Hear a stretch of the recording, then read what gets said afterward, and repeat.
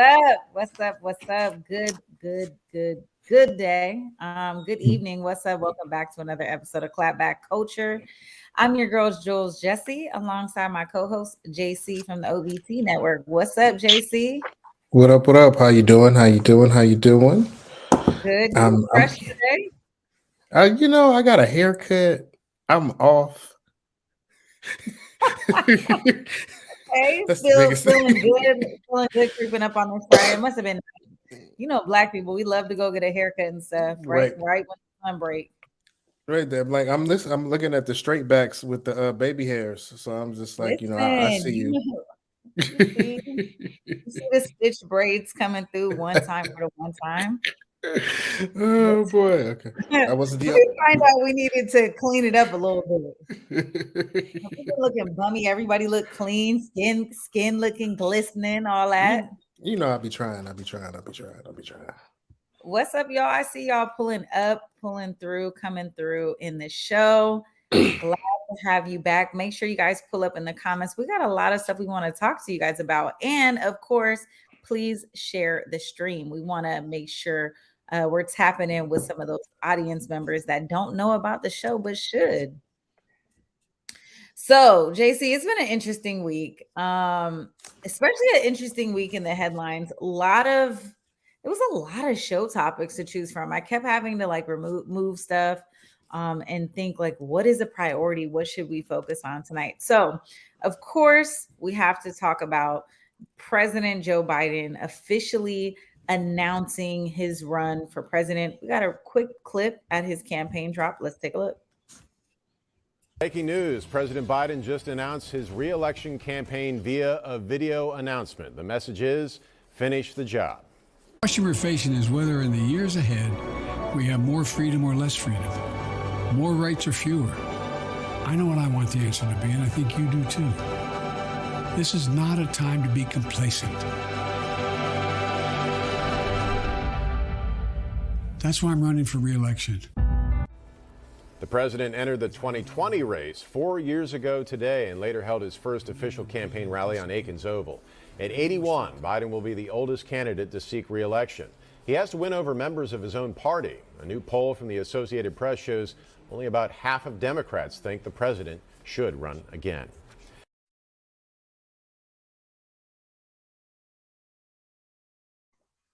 All right, you guys. Well, there you have it. President Biden officially announcing his run for campaign. Critics and really everybody's kind of turning their eyebrow up because the oldest person running for president. Um, is this the American dream? JC, what are your first thoughts on this? Not is this the American dream? No, it's the American white nightmare. Listen, I'm tired of old white men in that seat. Yeah. Period.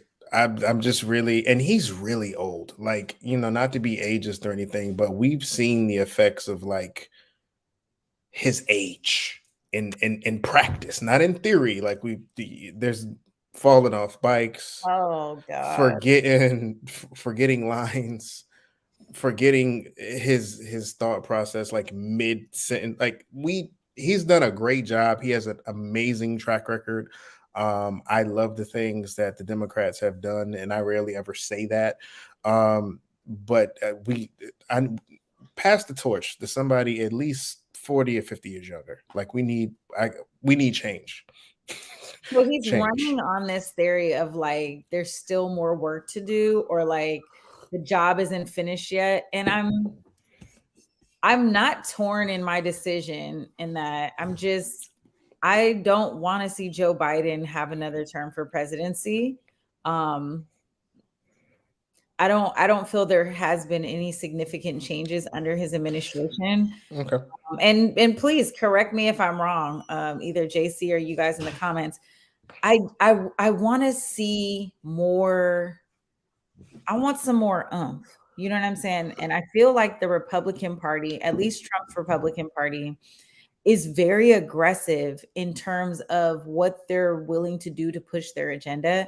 And I feel like Dems are playing it safe. And I feel like they're playing it even safer under the Biden administration. And maybe that is what we need, right? Like maybe we just need something safe, something comfortable No, during this time, you know. no. I don't know. I'm not looking forward to this. I'm also not surprised that only 50% of Democrats are supporting this. But because you're not like gun ho on something doesn't mean that you're going to go against it. And so there will not be another Democratic nominee. There's not going to be any Democratic debates. They're going to let Joe run and do his thing. So he's the guy. He's their guy. But that's traditional, right? I mean, you usually don't go against an incumbent.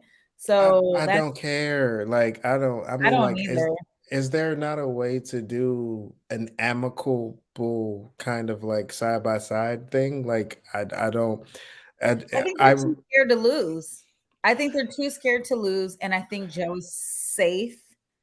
And you know, I was watching. We'll get a new president. I was watching I'm bored. I'm just bored. I want something new. I want something fresh. I'm with Emily and saying it's not personal. I just want some new meat. I don't know about meat per se. Pause. But I want some fresh meat. Like there needs to be something fresh, something new. I'm just not excited about you, Joe.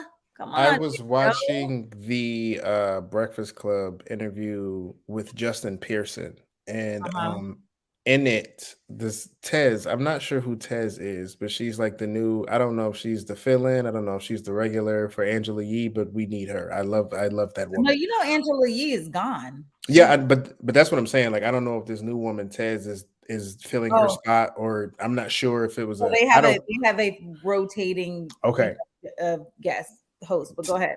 Tez, amazing. Just the facts, the fact sheet, the receipts. Thank you. The role play, like amazing. And so, excuse me, in it, she talks about she asked Justin Pearson a specific question about does him and the other two members that were kicked out, do they feel like they're being supported by the, what do you want to call it, the not the legacy, the word is escaping me. Do they feel like they're being supported by maybe the incumbent or the old guard kind of Democrats? And his answer in a roundabout way was no. And so that's what makes me think about, like, when we talk about Joe Biden running without anybody running beside him, I'm like, this is a problem. Like, this is a big problem. I mean, I see Baisha just tapped in and said Robert Kennedy is running. Okay, so I just Googled it real quick. It looks like they're showing him polling at 19% in terms of support for the primary.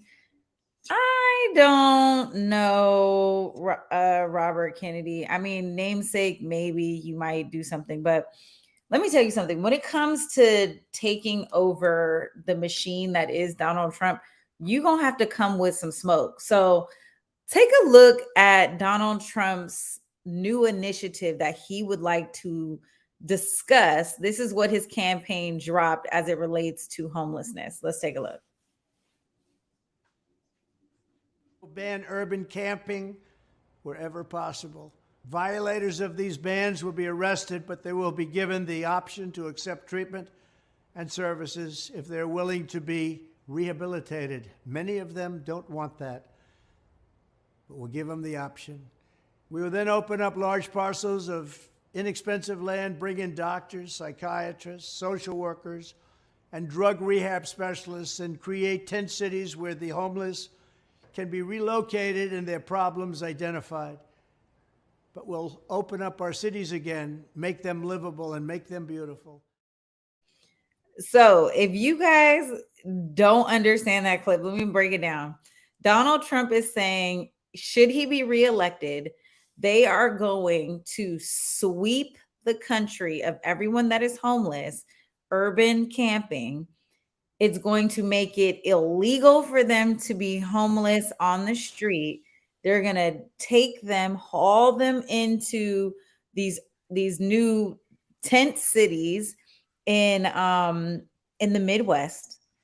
It's giving 1984. It's giving internment camp.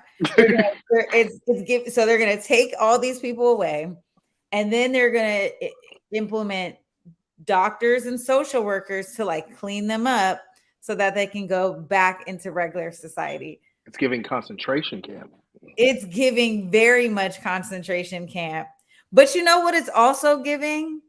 When you pick up illegal migrants and you put them in those camps, it's the same thing. So I'm kind of like, Donald Trump is just not the guy to say it.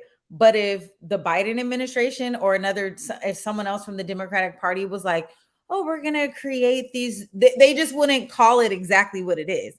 Because if you look at where remember when they swept all those kids and took those migrant kids, put them in those camps, they all had those foil blankets and they were just all laying on top. So it's going to be the same thing. It's going to be the same thing. I'm not crazy about this idea.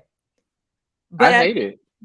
I'm not crazy about it. But at the same time, there's no other big suggestion, right?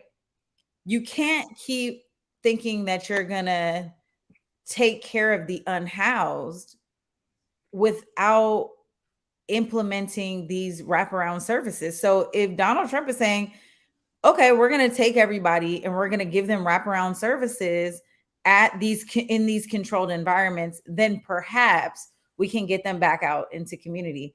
What are we doing it's just forcing people to do that as opposed to not forcing them to do that. It's a mess though. I have feelings because what was the terminology? Urban camping? Urban camping, yeah. Urban camping. Okay, so that's what we're calling homeless people and homeless encampments now. Okay, so it's very much, how do I say this? This isn't okay. This is, I guess, maybe the right thing to do, but in the completely wrong way. I don't know if when I was in CHOP, and many other people, if y'all are in Seattle and y'all were in CHOP in that specific, time frame, I remember that there was this big encampment in the baseball field, essentially, or around that area, that had a whole bunch of homeless people and people with, mental health issues, so on and so forth. And there was mutual aid, and there was, essentially a bunch of services created to help everyone. And it wasn't just homeless people. It was literally people that had, camped out to be there at the protest as well. And then I remember when the police came and shut it all down in a matter of 20 to 30 minutes. And I just remember how brutal it was and how violent it was and how completely and utterly disrespectful of people's things and the people themselves it was. And so I think about, given this government's track record of these type of things, I want to know, I don't want Donald Trump anywhere near it, but I'm just there are actual organizations that do this work for a living, that I would just, this doesn't feel right.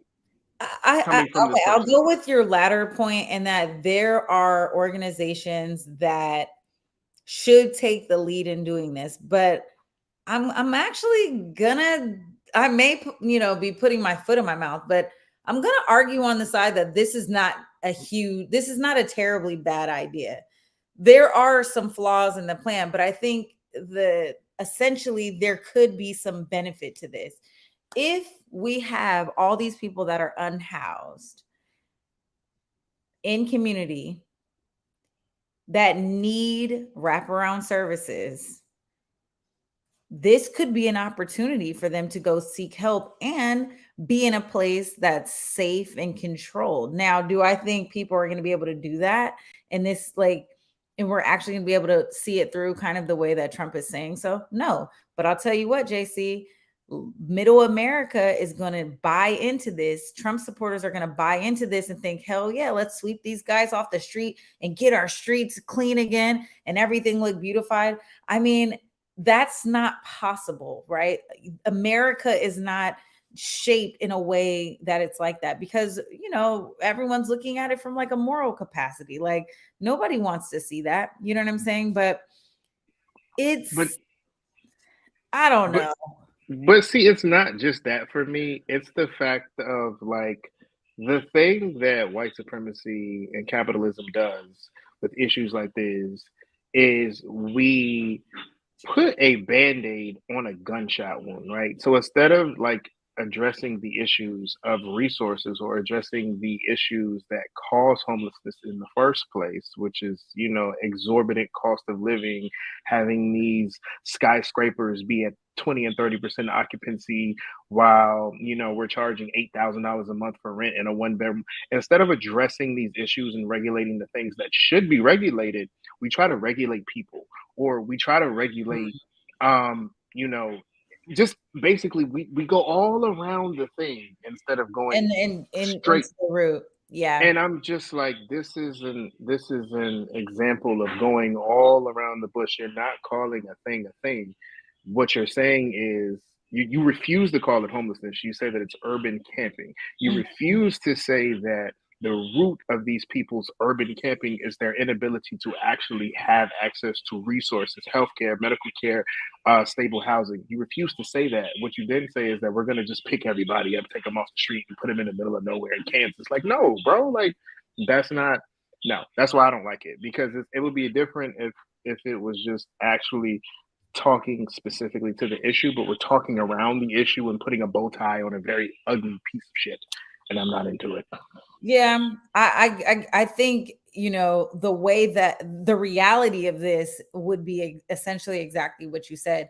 And I think government alone, and really the stigma behind people that are unhoused, is that they're not capable of taking care of themselves, right?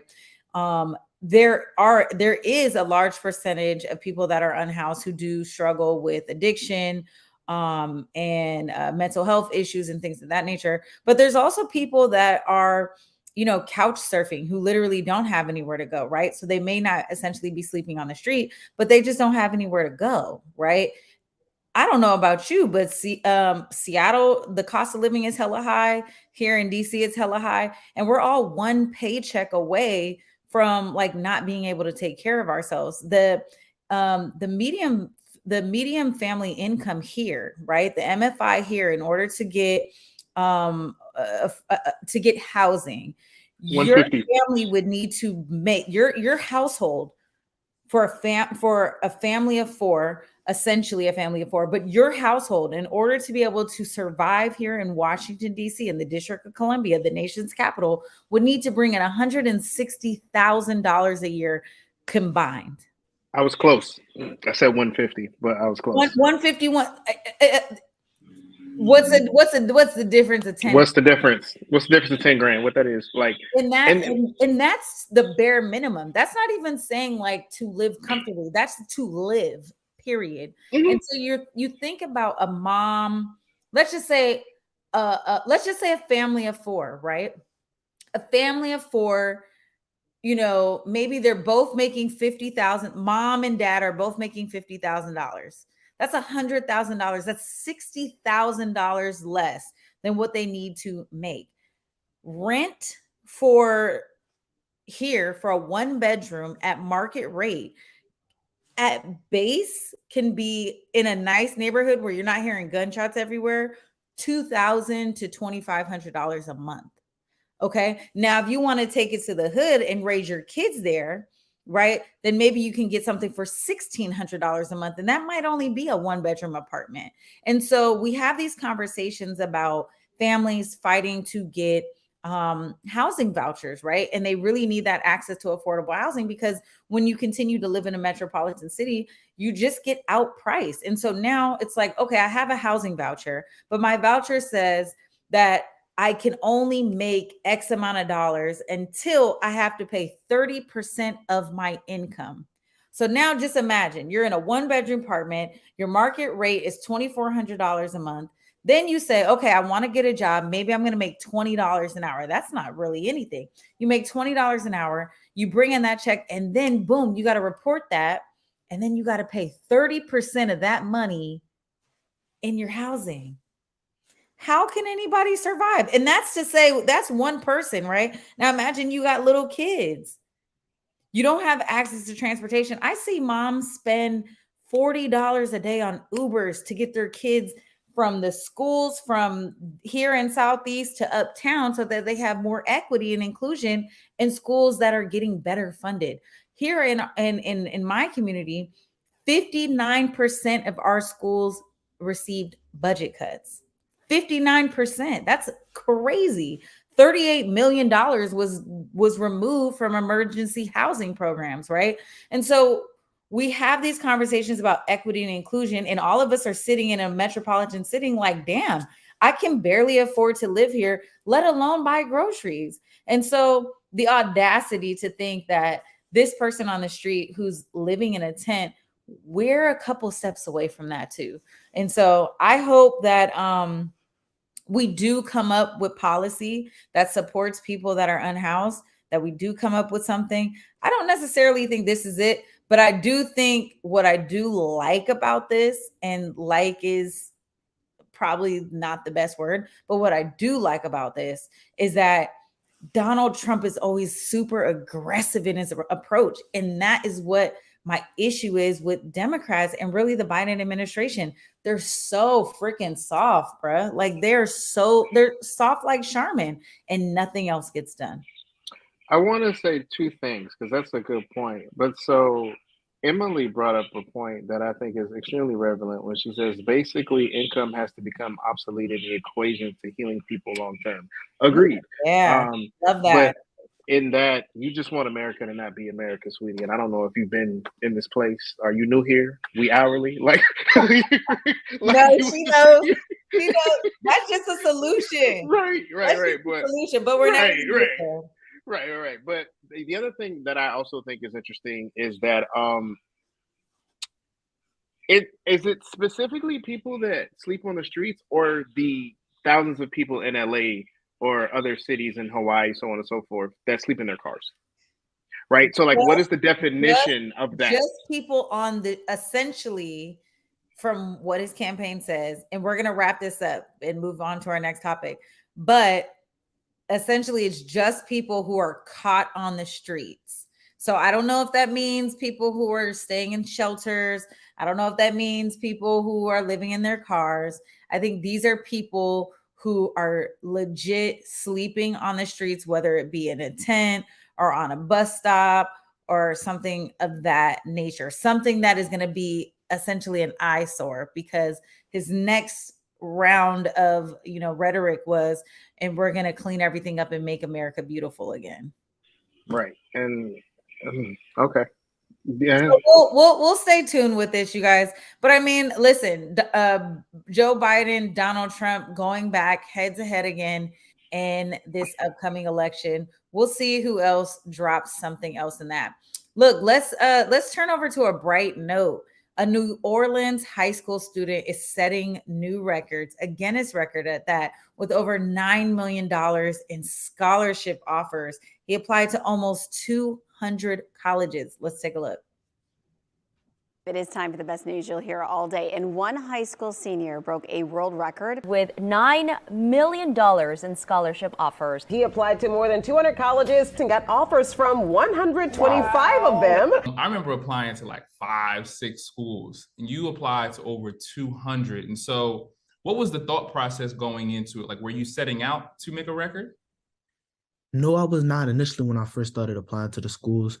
I was just applying to schools that I know the name, things that drew interest to me, and then I just kind of kept applying. It started out as a select few, and I just kept venturing out. And the more schools I applied to, I realized. Yeah, this guy is incredible. He's 16 years old. He's graduating 2 years early, $9 million in scholarships.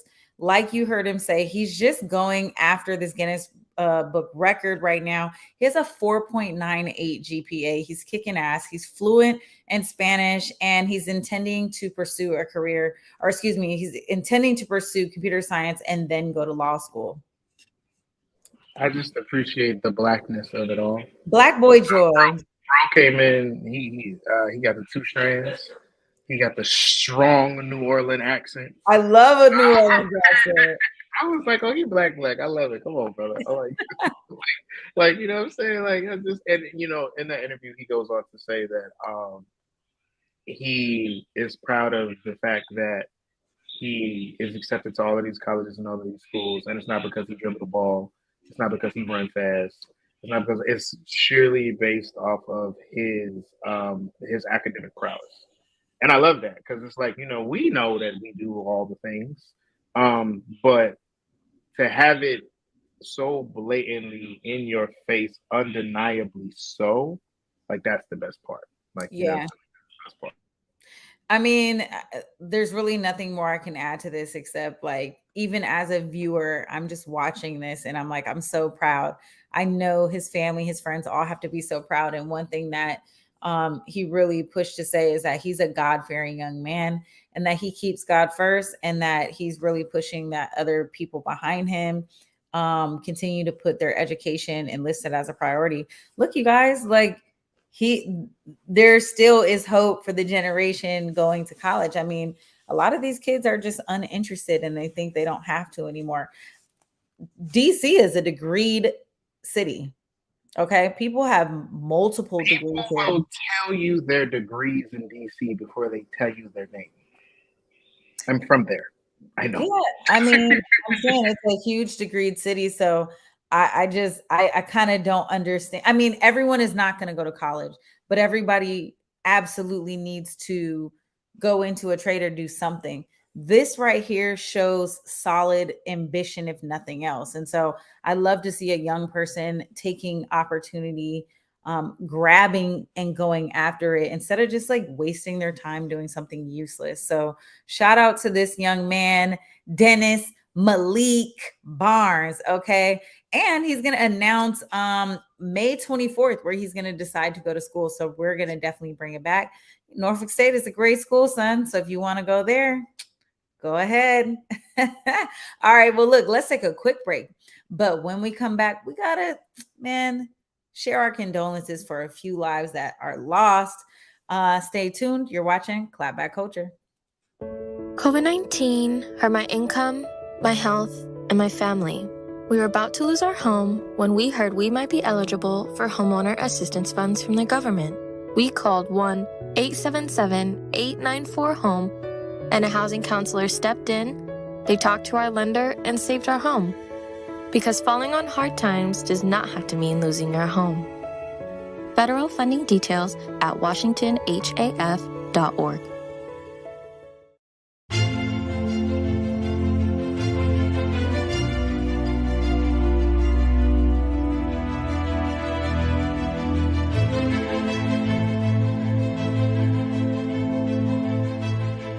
Basically, fam, believe in giving.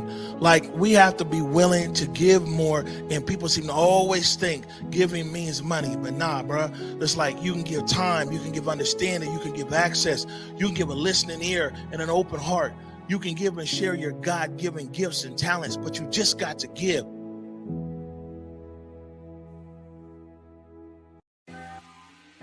What's up, everybody? You know, me and Besa, my girl, we had to pull up to Market Street Shoes once again, y'all. And you know, we do this every season. We have to get the new shoes, the new boots, and this time I even got a coat. Yeah, no, you did walk in without a coat. I really I'm glad you found one. But their boots were on point. Yes, the boots, the bags. I even grabbed a flannel. Yeah, you did. You know, and I was able to get some hats and everything. I was really impressed. And you know, I was impressed because, of course, I got those white boots that you guys see me wearing everywhere these days. Yeah, no, I look at your white boots and I'm like, darn it, they only have one pair. Me and Basin wear the same size. Of course, every time we walk out with several bags in hand. Several bags and sometimes even a backpack, you guys. Make sure you check out Market Street Shoes. Yeah, please check them out. Where they go, Basa? Ooh, 2232 Northwest Market Street, Seattle, Washington. All right, y'all. Welcome back to Clapback Culture. Listen, y'all, we lost a good one.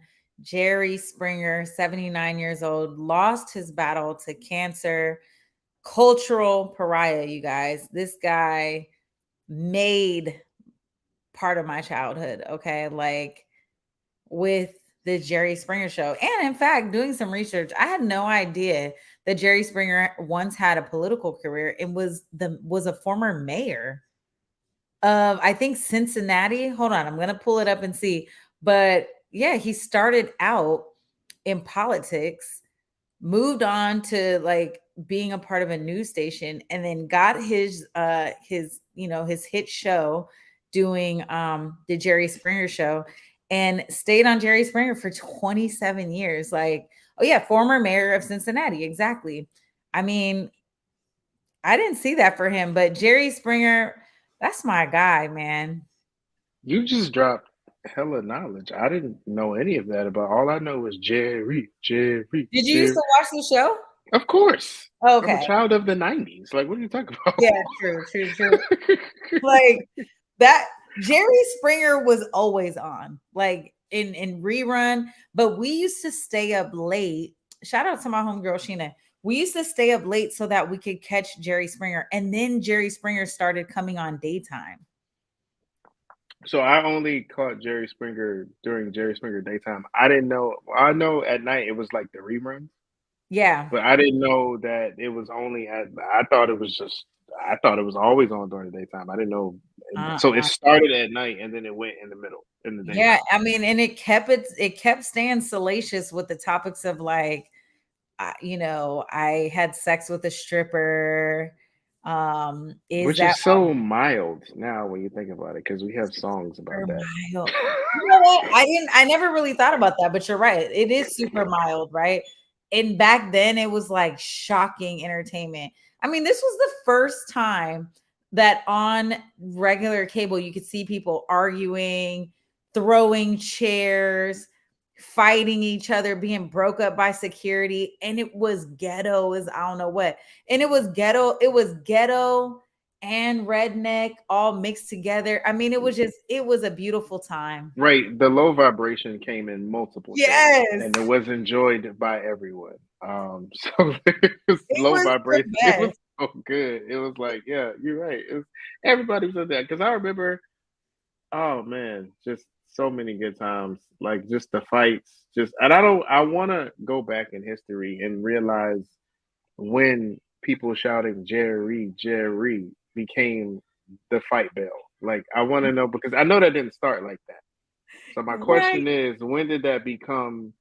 Because that Jerry chant was the first World Star, right? That was World Star before World Star was World Star. Whenever you heard Jerry, same difference. So like the kids nowadays, if you're watching this, you don't know what that means.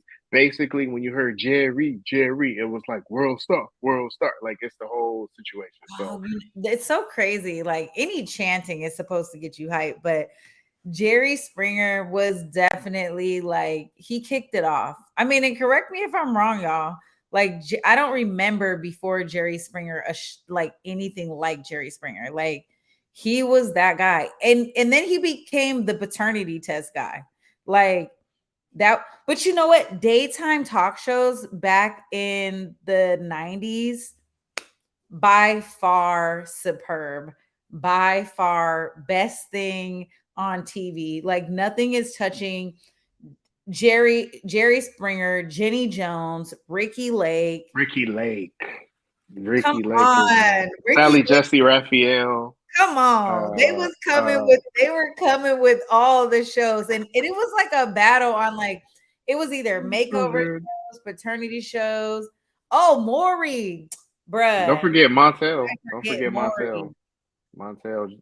Montel had Montel Williams. Montel Williams had one with that throwback. Montel was definitely bringing that heat too. Yeah. I remember all that. I grew up in a house full of women. They ain't had nothing else to do. It was just like it was Young and the Restless, All My Children, and then the slew of all of the other stuff. Oh, listen, and Price is Right. You better throw them into daytime TV too, because Exactly. I'm definitely watching The Price is Right. Oh, I still want to go on. I was going to take my mom to go when I lived out west. We were going to go to a taping, and we didn't get a chance to make it. So, How do you feel about doing it with Drew Carey? I mean, yeah, right. Yeah, yeah. He still got the skinny microphone. Is he skinny now? I like that for the show. Is he skinny now?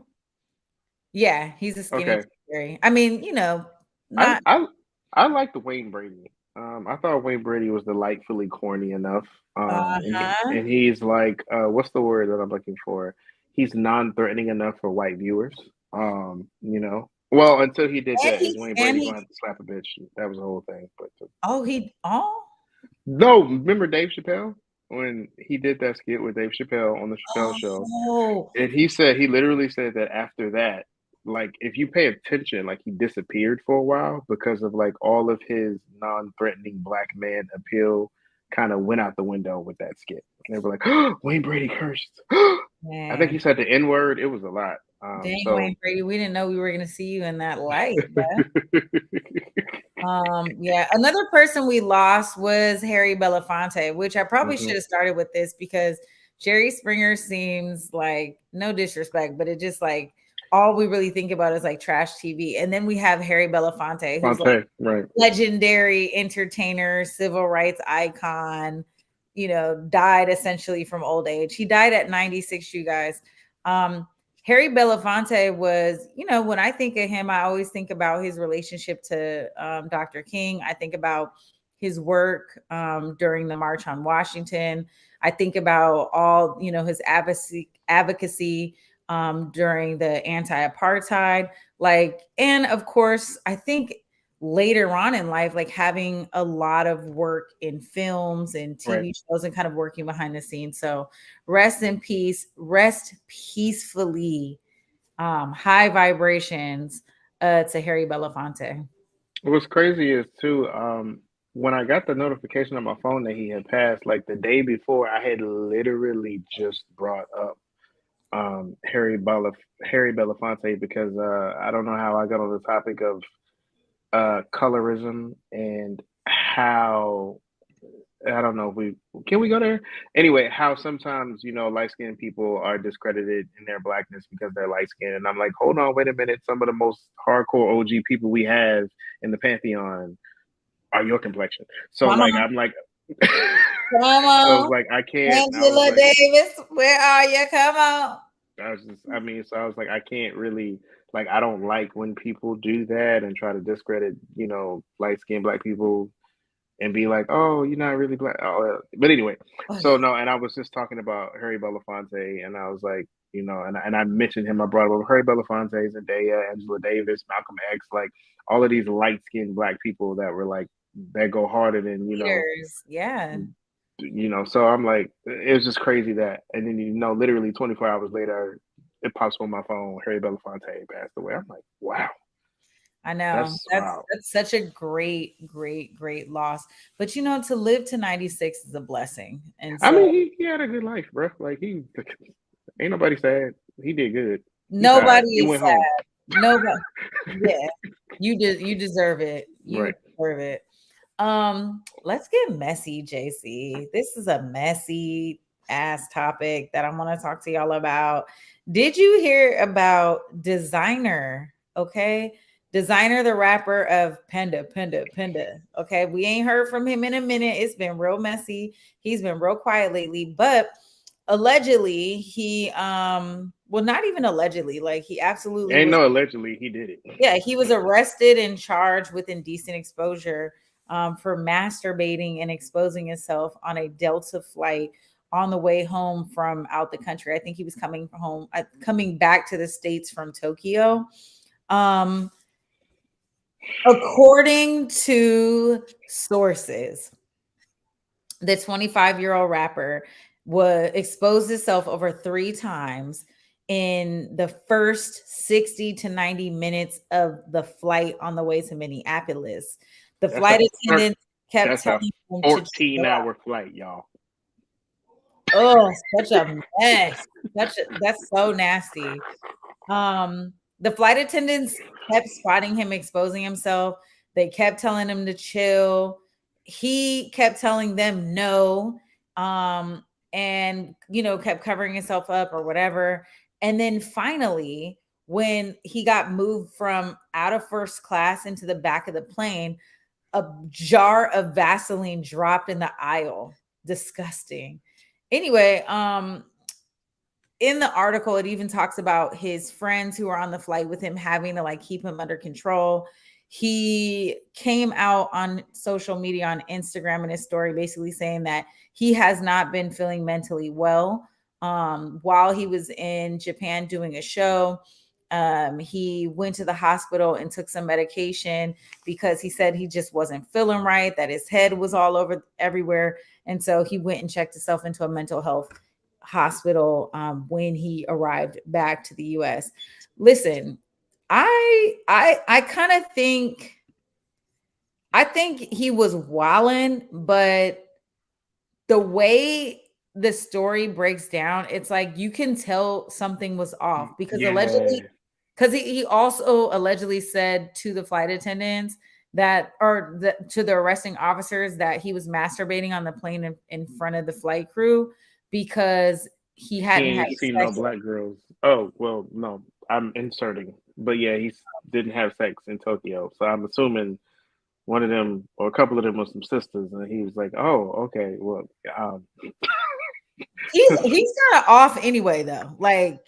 Designer is not, he's not if you listen to his historic interviews, he doesn't really make a lot of sense.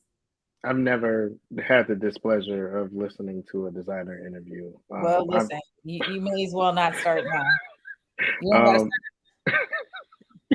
I don't know. I just thought you don't got them bras in Atlanta. When I look at you,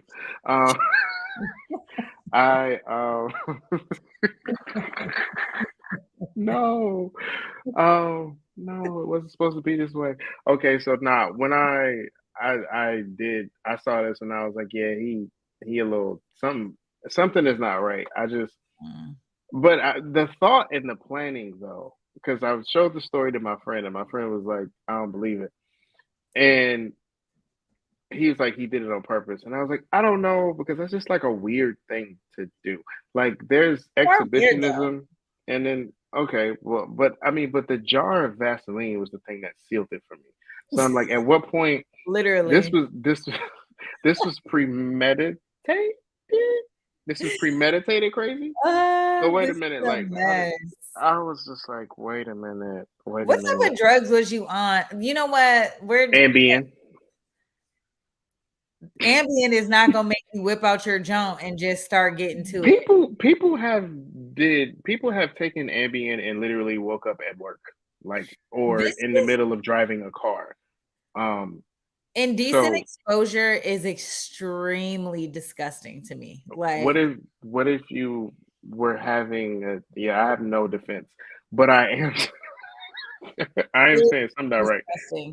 Indecent exposure, masturbation, all it in public, the fact that it's so victimizing to me. It is just, I'm waiting on the videos to surface. I am so cringed by this, and I would hate to have been a part of this flight crew that had to see that, because it makes you a person who catches that act, even if it was a mental health crisis or not, whatever, it's just so disgusting and disturbing. It's like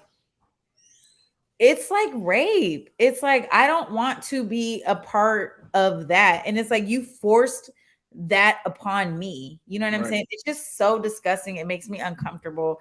I don't like it. And I'm glad he checked himself into a mental health institute. He needs some help, because here's the thing. Even if he did, whether he was high or not, he's weird as hell. There's something going on. So he need to check in, and he need to check in, bruh. I would tell you not to ride New York City metros. Oh, Because there's no. never, you never A know dull what you go. moment. No, I take the train here in DC, but I'm saying like I cannot, I cannot be a part of it. I don't. I too No, don't. I don't want it. I didn't ask for it. I'm just letting you know. it's that, weird. I don't like. I just, ugh, yeah, disgusting. that was strange. You just all you want to do is serve a drink, and then there you go. Whoop, a dick. I'm just like, whoa, wow, Yeah, that's like come not. on. And it's always men. It's never women. Like, Never women. like come Never. on. Anyway, what Would that make it better or worse? Wait, no. There was that one video of that one lady on the escalator in the mall, and she was getting it. And yes, I do remember. But that's like one. I haven't seen anything else. And that's to your point. You know what? It's super cringy both ways. It's just cringy. It's totally unacceptable. Okay. Wait a minute. Can we highlight Emily's? Maybe we need to turn the tables, get my old mama to. I'm done. You need to get my old mama to flash everybody to some lessons. Listen, you know what? I feel like boobs are not. They're not as offensive. They're not very offensive. They're Anything not. below the belt is just super offensive. Yeah. I don't even Boobs want to are see okay. below the belt on TV. Right. Boobs and butt, I'm cool. Not offensive. Yes. Dick and balls. Sorry. Offensive. Offensive. I don't. You know what? I didn't mean boobs. Let's go to our I'm clap back. done. Let's go to our clap back. All right. Okay. Last clap back, y'all. Don Lemon being removed or fired or released from CNN, y'all, without an explanation. I think we have a clip. Let's take a look and we'll come back and talk about it.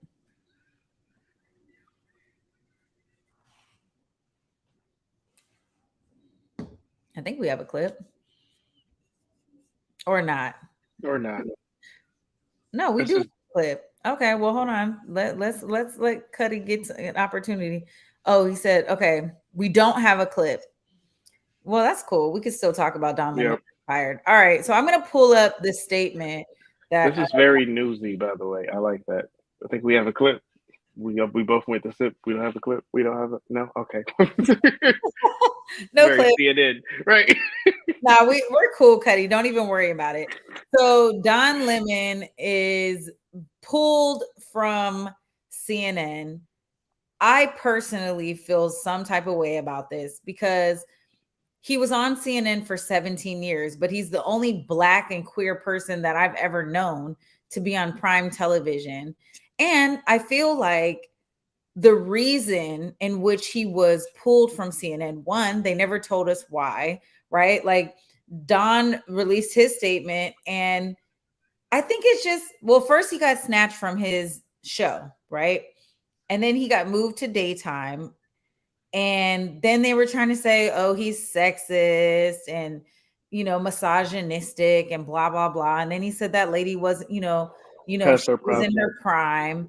Listen, a 50-year-old woman is in her prime. I mean, I don't understand why that's all of a sudden just super offensive. Like I asked my mom about it and she was like, hell yeah, she in her prime. Like the world has gotten so sensitive. Like you can't say anything. Like you always have to be politically correct about some stuff.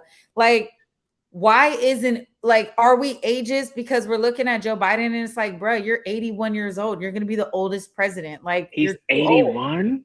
Bruh, he's 81. I thought he was 70 something. Oh my God, Joe, go sit down. If you don't go to Shady Pines. Okay, so pause. So we can talk about Joe Biden being too old to be president. But then when Don Lemon says that this lady who is also a presidential nominee or trying to run for president, I think she's in her 50s or 60s or something. And she was taking jabs at somebody else being like past the age. And he was like, but girl, you're in your prime too. Like, See, I like didn't, you ain't no spring chicken, mama. I didn't see. I don't know the backstory behind that one. I just saw the highlight reel. What I did hear is that Dawn is a bit of a mean girl and a diva behind the scenes. I And I believe that. as do I. And so what I feel like is because CNN said that a CNN statement was no, he had a chance to talk to management and instead he sent a tweet. And that type of energy is given, okay, you've been warned multiple times on multiple issues, and this is just you keep doing it. So that's my thing on that. But also, Tucker Carlson got fired this week too. And so I feel like this was literally the universe balancing itself out. Like, you know, it was like you can't get one, and we're done in sync. So you know, maybe on a karmic thing, like, you know, it was kind of like maybe the powers that be were like, well, if y'all can't have Tucker, y'all can't have Don Lemon, and let's get on with our lives. So, you know, but I think, Tucker Carlson was fired because I think he's under investigation for the lies. Oh, he's the reason that Fox had to pay damn near $1 billion. No, yeah, he's gone. But Fox, listen, you guys let your pit bull out and do all of that, so you guys absolutely should take that L. Now, let me go back to my good friend Don. Don Lemon is a diva and a mean girl on air. Like, it's not like he is anything he gives on the show. Like, he's very much himself. He will clap back, he will chin check you. And listen, he be coming with those facts. He is not soft when he talks to different guests. He never deviates from the facts, but he also serves them up piping hot. Okay. And he comes with receipts. They know. I wonder the things that he says off camera. Because it doesn't sound like the on camera's the problem. It's the off camera. Like it's on and off. It is on and off. Don Lemon is somebody you cannot control. He is a grown ass Black queer man. He is coming with that heat, honey. Please believe. That's like trying to check. Don Lemon is 50-something years old. What are you gonna tell him? What could you tell Don Lemon about himself? That's like telling Tyler Perry about something. You're not about to check Tyler Perry about not a damn thing. But except for them horrible scripts. Well, I ain't look, you know. That's like saying you coming on air. Boy, is your mama watching? Hold on, that's like talking bad about Obama. You better stop. I said what I said. I said what I said. I love him and the things that he has done for Black people and the culture, and I love the empire that he's built and continues to build. I just want like more than one writer, producer, director, actor, and screenwriter in that room outside of Tyler Perry. That's all I'm saying. Those That's all I want. Terrible ass wigs. Golly. I don't One have thing you can know about Tyler Perry, it's gonna be a couple bad wigs in the movie. As a human that has I have a fade. I don't have a dog in that fight. However, I write for a living, and I'm gonna say, Brad, no. JC just wanted to show y'all he still got a hairline, y'all. And do. Hallelujah. And do. Hold on, but do you okay? So let me think about Don Lemon, and let's talk about next steps. One thing for sure, and this goes for Tucker Carlson too, y'all. They're gonna be on somebody else's show. Somebody else's show, we have to. And look at that! Look at somebody trying to take my voice. I'm about to clap back on these hoes. Listen, it's important that no one is bigger than the network, right? You're not bigger than Fox, and you're definitely not bigger than CNN. Right. Those positions are not lifelong. So I don't feel bad for Don Lemon. I think to his point, you know, CNN could have extended the courtesy, but honestly, when they took him off his show, they should have just taken him off air and then taken his contract period and moved on and allowed him to leave in a different manner. Now, do I think Don Lemon left with a bang? Yeah, he did. And could he have like quietly retired or something like that? Probably so. And I'm sure CNN would have offered him a little bit more grace. But listen, y'all, when you cut up at work and you can no longer be controlled by the brand, you need to be an entrepreneur. You need to create your own table to sit at so that you can say the things that you want to say, because that's why Roland Martin gets to say what he wants to say, because don't nobody control his network. Okay. That is the power of being your own boss. So the only person who got the control is the network. So they really can't feel no type of way. I agree. I mean, like it's like you said, not it's been 17 years. He was on that. He was on the White Folk Network for almost 2 decades. Like that is a long time. Thank you, Besa. That is a long time to. It's time for him to do something else. And you know, I agree with you. Like, why you just didn't take the man off air? You could have let him. You could have did a whole special and been like, okay, so look, bro, you're doing a lot. You're doing the most. And so, The young most. lady, what we're going to do for you is put you on television with all of the things and give you you know, they should have done. Maybe they were trying to be more gracious. Maybe that, you know, at the end of the day, this is a business. So I'm sure Don Lemon brings eyes and a demographic that CNN may or may not have without him. So I guess they're trying to, you know. CNN is getting tired, though. I'm gonna be honest with you. Don Lemon was the last of the Mohicans for me. Like CNN, I don't even really look to them as a news source anymore because it's kind of boring, and they play over and over and over the same thing. I'm actually quite more interested in like NBC or MSNBC. So we'll see. I mean, they gotta do something. But Don, I'm excited to see where your future is gonna hold. Tucker Carlson, I'm sure somebody's gonna throw you under the jail. You Right, want to face Tucker Carlson. I'm excited to see what hole you crawl into and never come out of ever again. yeah, it's given that. Tucker Carlson got some big cojones though. Like he's a child. Listen, that's our show He's a tonight. mediocre white man. They have the biggest balls of them all. Yeah. We talked a lot about balls tonight. Hey, hey, I have a pair. I like mine. Okay. All right, y'all. Well, listen, Jessie, when you're not here, where can they find you? Y'all can find me at JC from the OVT on Instagram and the OVT Network on all the socials. So once again, my personal is JC from the OVT, and the OVT Network is the business page. You can catch all the things there. All right, perfect. And you guys know where you guys can find me. Instagram and Twitter at Treasure of JULES. You know what it is. That's Treasure of Jules. Pull up, follow me, send me a DM. Let me know what you want to talk about next week. Until then, have a great weekend. Peace. Just looking at these balls comments. I'm so done. Oh, God. Cut the camera. Cut.